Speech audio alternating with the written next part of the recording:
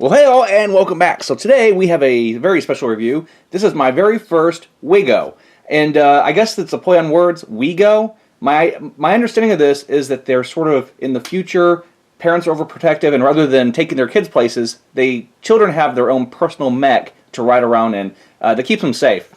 Don't know a whole lot about it. Don't know if it's based on an anime series or something like that, but they look really cool. And this is something produced by Sentinel. I think it's sold under 1,000 Toys. I believe that's the company. But it is a Sentinel product, and all the stuff I have by them is awesome. They tend to be on the higher price side, but their quality is top-notch. So this one is a special edition one. It looks to be inspired by the illustration of Adventure Time, and it uses the popular Japanese character Miku. Only know a little bit about that because I saw a commercial while I was in Japan, but she seems popular. I've seen her face in lots of places. But I did really like the style of the character, and I also thought the mechs were pretty cool. And this one I thought was cool enough to spend a little bit more to get the exclusive one. Now, as far as the box goes, interesting typeface used for the logo down there. Everything else, though, is pretty standard. We've got the brand, different configurations of the mech, as far as, I guess, licensed logos down there. Same on the side. Bottom just talks about where it came from, or I guess the distribution. 35. So 35 is the scale. There's two scales of these, or actually there's a few scales of these depending on the manufacturer. But Sentinel has two scales, and this is 1/35 scale. This figure is only a few inches tall, so when you look at the price, they may appear a little shocking, which is why I was a little hesitant myself to jump in on these. And then on the top, we have sort of the slogan, "Come on, we go." But I'm going to go ahead and get this out of the box, and let's see if it's worthy of our collection. And we have everything on the package now, and here's what it comes with. We have a display case, which is actually a pretty cool addition, especially if you intend on getting more of these. And just so you know, I do have another one on the way. I did, after seeing that they have sort of this interchangeability, I thought it'd be cool to at least have one other one so I can kind of mess with them. The other thing it comes with is we have the instructions.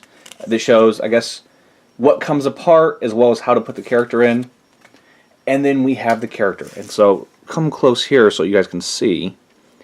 And it's very cute, very simple, and it does have the Adventure Time look. Now it is fixed posed, so there is no articulation here. However, you do have this little stand that it comes with, and you just interlock the feet there, and she stands. So if you don't want to have her displayed in the mech, that's how it goes. The other accessory is this little leak, which I believe is signature to her. So this is just another little add-on. I doubt I'll display it with this, but it is a nice thing that they've included, even though it's still a piece of plastic. So about the mech itself. Now, before this, I have only seen photos of these, and there are some armor differences of this compared to the other ones. While most of them are just different paint schemes, this one has different armor on the arms that do mimic her sleeves, and it also has this little, you could call them weapons or jetpacks. They mimic her hair, but they are also articulated. And if you didn't notice, the mech does stand on its own, and it's somewhat stable, but it is going to dive. So you're going to want to display it in the stand, because if you look at the body mass versus how small the footprint is, it's just not going to stand very well all the time. So anyway, about the articulation, which is, I'm sure, the next thing we want to know, we have shoulder movement, and it seems to be on a ball joint. We have elbow, and then there's some hand articulation, and it's all very tight. And part of what makes that difficult is the sleeve here. Then we have hip, knee, foot. That's also got swivel or side tilt. And then we have these back here, which are on their own ball joint, and they have another joint here, so you can raise the arms and have them underneath. You can have them back, and you can also have them over. So there's a lot of configurations with that.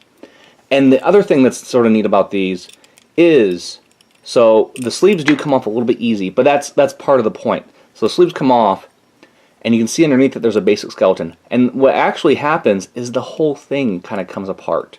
It's just this big puzzle piece. And that was sort of what I was interested about in it, is the fact that you have all these components that you can kind of mess with and take off. And it's got a lot of die cast. I mean, this thing, the head's got some die cast, I believe the shoulders and hips and the belly. And while a lot of it's still plastic, it's cool to see a lot of that. Oh, and there's one other bit of articulation, is the helmet does pop up. And that's so you can see the pilot's face. And yeah, this is a pretty neat piece. The price could be a turnoff, especially considering I think this one was an exclusive. So expect this one to go in the $60 and up range. We're talking about a 3-inch figure.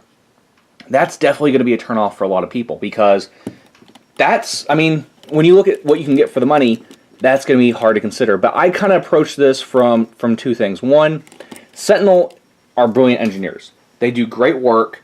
They make these things highly detailed, high quality, as they do with all their products.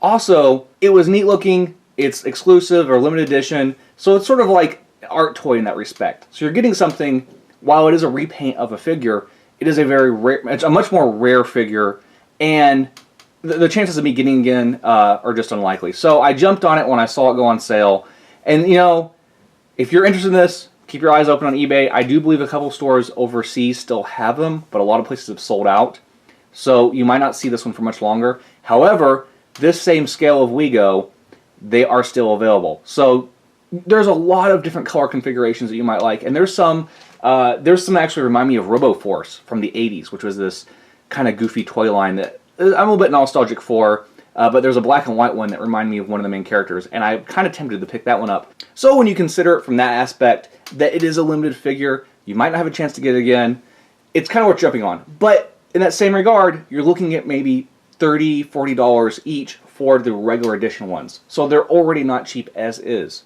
But if you like die-cast, the posability, the playability with being able to kind of take them apart and change them out and have some sort of interactivity with them, I do think they're worth at least looking at a little bit closer and seeing if they suit you. So anyway, let us know below if you think this is worthy of your collection. Make sure you guys like and subscribe, and we'll see you all next time.